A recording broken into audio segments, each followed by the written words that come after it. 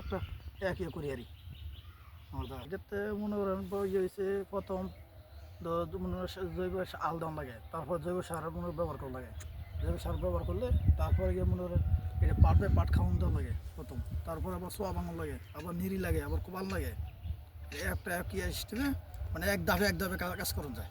এটা তিল কাটার পরে আবার এটারে ইয়ে করুন, তারপরে এটা কয়দিন গেলে গা, তারপর চার দিন হয়তো মনে সুন্দর করে মাটি দিয়া তারপর আবার এটার মধ্যে পানি দিব। পানি দিয়ে তার মানে কি দেখুন ফুল ডাইব, তারপর মনে হয় ফুলের মধ্যে আবার দুটো সার বানিয়ে দেবো। ইয়ে আছে ওই যে কি কিনা এটারে, আর আগে যে দিয়েছি পটাশ মটাশ সব দিয়ে আগে।